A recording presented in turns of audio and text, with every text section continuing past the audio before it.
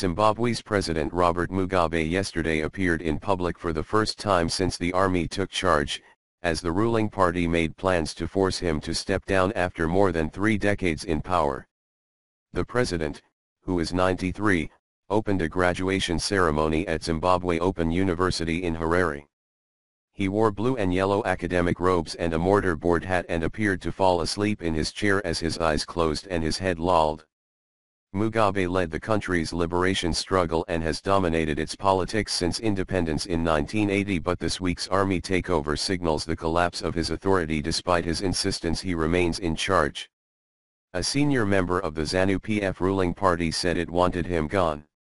"If he becomes stubborn, we will arrange for him to be fired on Sunday," the source said.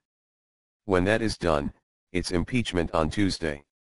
In contrast, the military said in a statement on national television it was engaging with Mugabe.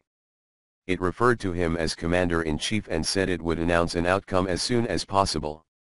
The ruling ZANU-PF party has called for a mass meeting in the capital on Saturday to show its support for the war veterans group in their bid to remove Mugabe. Mugabe is revered as an elder statesman and independence leader, but he is also viewed by many in Africa as a president who crippled his country by remaining in power too long. He calls himself the grand old man of African politics.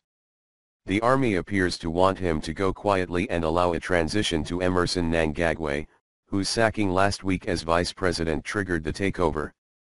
A goal of the generals is to prevent Mugabe handing power to his wife, Grace, who appeared on the cusp of power after Mnangagwa was pushed out. Zimbabwe's official newspaper, The Herald, ran photographs late on Thursday showing Mugabe grinning and shaking hands with military chief General Constantino Chiwenga, who seized power this week.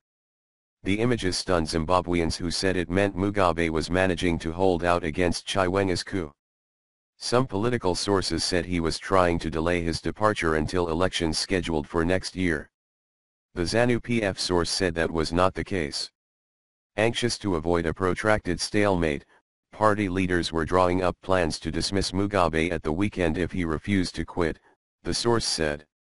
"There is no going back," the source told Reuters. "It's like a match delayed by heavy rain, with the home side leading 90-0 in the 89th minute. The army is camped on his doorstep. Grace Mugabe is under house arrest and her key political allies are in military custody. The police, once a bastion of support, have showed no signs of resistance. Furthermore, he has little popular backing in the capital, a stronghold of support for opposition parties that have tapped into the anger and frustration at his handling of the economy, which collapsed after the seizure of white-owned farms in 2000. Unemployment is now running at nearly 90% and chronic shortages of hard currency have triggered hyperinflation, with the prices of imports rising as much as 50% a month.